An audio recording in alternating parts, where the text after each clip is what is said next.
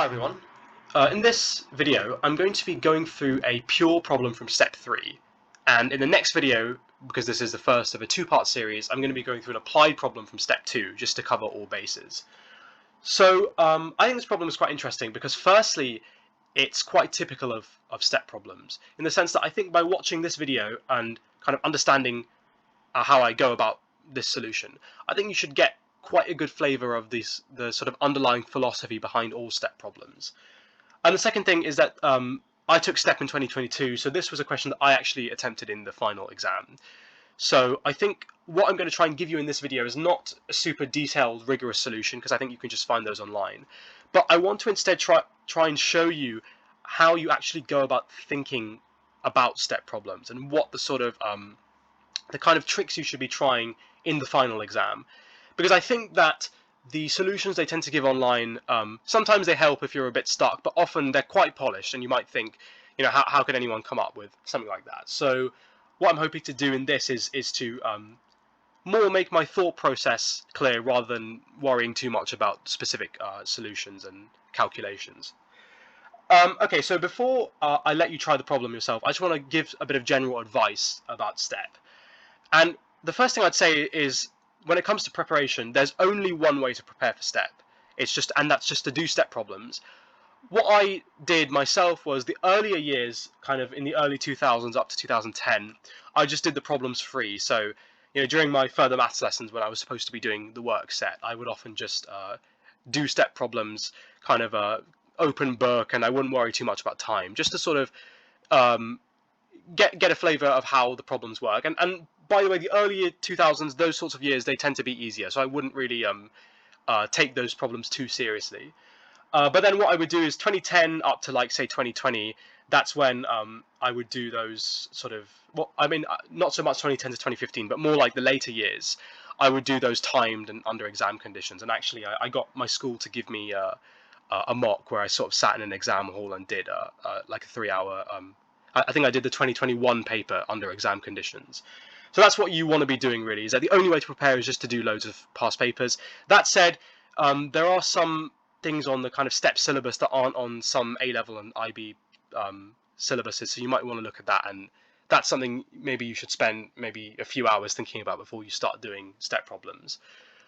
So that's you know, so much for preparation. But I would say that as for the problems themselves, STEP problems kind of always have basically the same structure, which is that the first couple of parts tend to be quite routine, and they're just doing a couple of kind of A-level calculations. And then slowly the rigor increases up until the final part, which tends to be quite difficult. Or in some cases, the final part is just an easy application, but the penultimate part is the difficult part. So I'd say it's kind of halfway between A-level questions, which, if you've done the revision, should be completely routine, and like Olympiad questions, which are totally novel, and you're sort of thinking and you're in the dark for most of it. So I'd say STEP is really the kind of thing where, having done lots of problems, you will eventually master it. That's what I'd say. All it requires is perseverance. Okay, so with that said, I'm going to give you, I'd say, pause the video and take about 20 to 30 minutes to try and solve this problem. Because remember that STEP is 20 marks per question, and there's 6 questions, and you have 3 hours, so, you know, it's about half an hour per question. So I'd say you should, I'd say, yeah, so I pause for about 20 to 30 minutes and give this a go, and we'll come back and discuss the solution.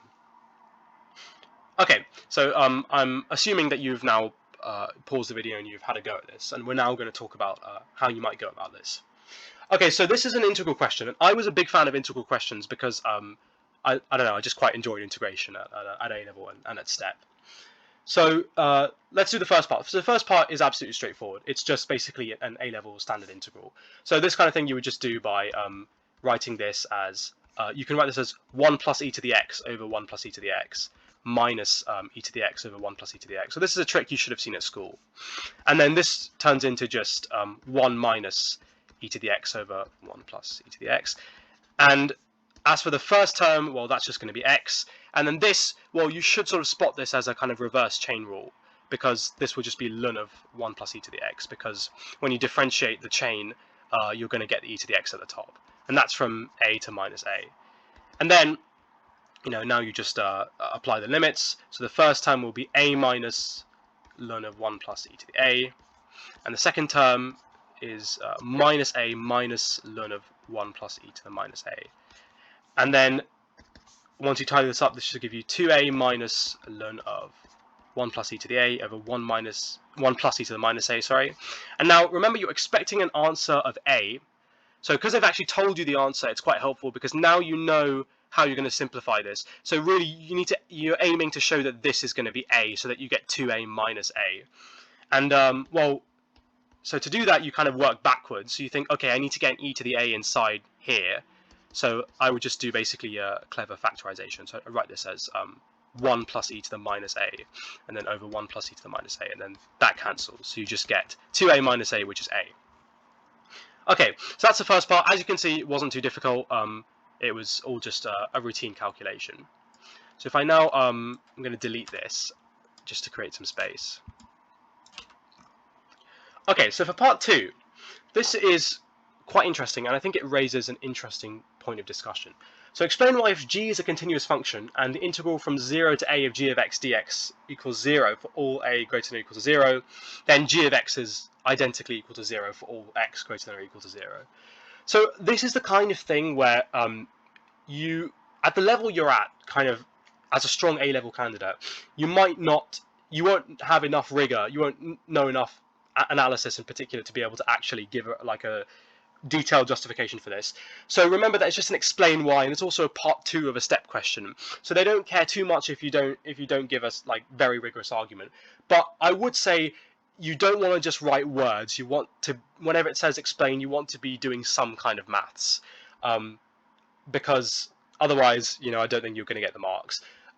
So what I would say is something like, well, if we sort of try to integrate this, so let's say that the antiderivative of g of x was like capital G of x. So what I mean by that is that capital G of x by dx is equal to little g of x.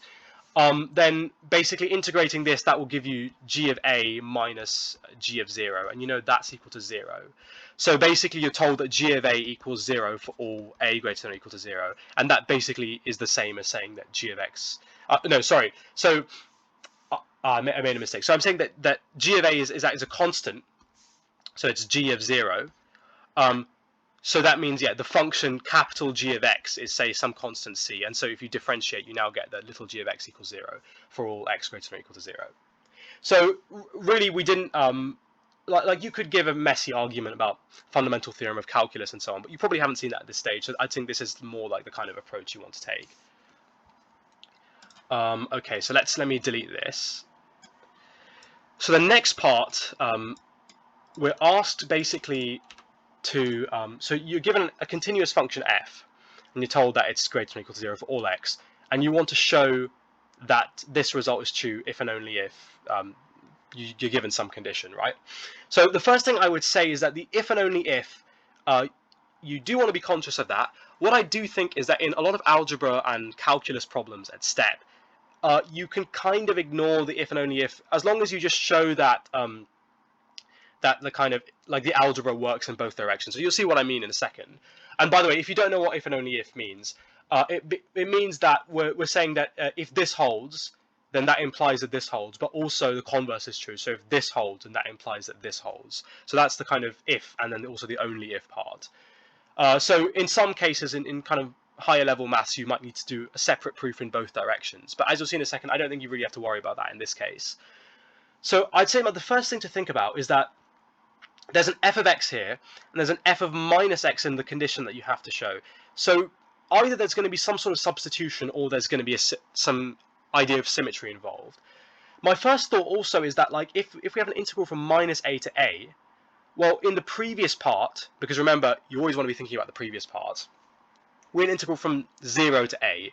So why don't we try splitting up? So if I split it up, I get like minus a to 0 of 1 over 1 plus f of x dx.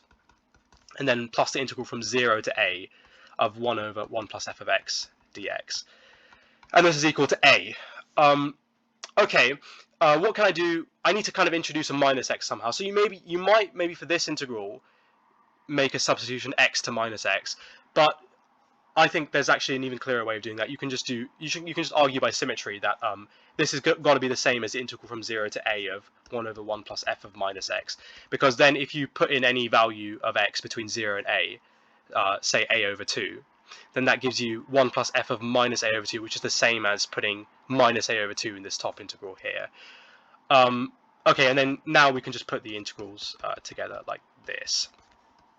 This is equal to a. Okay, we're almost there, because now, okay, because we have an a here, but we want to get a 1 here, so how are we going to do that? Well, we could maybe just bring the a into the integral somehow. So we know that the integral of 1 dx from 0 to a is going to give you a, so I can actually just rewrite this as this is just saying the integral from 0 to a of 1 over 1 plus f of minus x plus 1 over 1 plus f of x minus 1 dx equals 0. But aha, this looks really familiar because we've already shown that if we have a continuous function and this is true about that continuous function, then the function's equal to 0, and we have basically the exact same scenario here, so we must have that 1 plus, that basically the integrand is equal to 0, which is what we were asked to show. Okay, and then as for the reverse direction, I think we don't really have to do much work because we could have kind of done everything just in reverse. So, you know, we started off, say, at this condition, and we could maybe integrate both sides between 0 and a, and we can kind of just do all the algebra we did in reverse to get up to the top condition here. So I'd say if you were in the exam, in order to cover it, I would just maybe do like a two-way arrow like this, just to show that basically all these processes are reversible. Okay, and as for the this condition here, it's trivial because you just have to basically rearrange the condition you're given up here. It's just multiplying both sides, so I won't bother going over it. Okay, so now part 3, it gets a little bit more interesting. Let me just delete this again.